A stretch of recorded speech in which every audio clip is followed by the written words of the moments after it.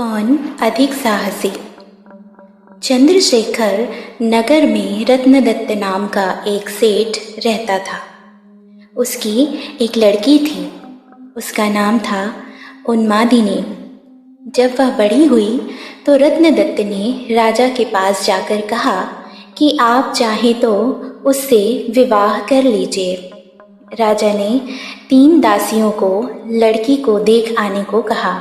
उन्होंने उन्मादिनी को देखा तो उसके रूप पर मुग्ध हो गई, लेकिन उन्होंने यह सोचकर कि राजा उसके वश में हो जाएगा, आकर कह दिया कि वह तो कुलक्षणी है।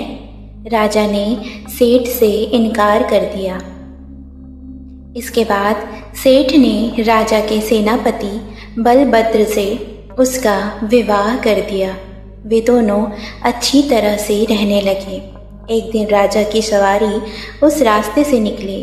उस समय उन्मादिनी अपने कोठे पर खड़ी थी।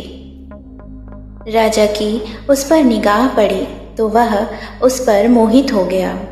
उसने पता लगाया तो मालूम हुआ कि वह सेठ की लड़की है। राजा ने सोचा कि हो ना हो जिन दासियों को मैंने देखने भेजा था उन्होंने छल किया है। राजा ने उन्हें बुलाया तो उन्होंने आकर सारी बात सच सच कह दी। इतने में सेनापति वहां आ गया। उसे राजा की बेचैनी मालूम हुई तो उसने कहा, स्वामी, उन्मादिनी को वापस आप ले लीजिए। राजा ने गुस्सा होकर कहा, क्या मैं अधर्मी हूँ जो पराई स्त्री को ले लूँ? राजा को इतनी व्याकुलता हुई कि वह कुछ दिन में मर गया। सेनापति ने अपने गुरु को सब हाल सुनाकर पूछा कि अब मैं क्या करूं? गुरु ने कहा, सेवक का धर्म है कि स्वामी के लिए जान दे दे। राजा की चिता तैयार हुई। सेनापति वहां गया और उसमें कूद पड़ा। जब उन्मादिनी को यह बात मालूम हुई तो वह पति के साथ जल जाना धर्म समझकर चिता के पास पहुंची और उसमें जाकर भस्म हो गई।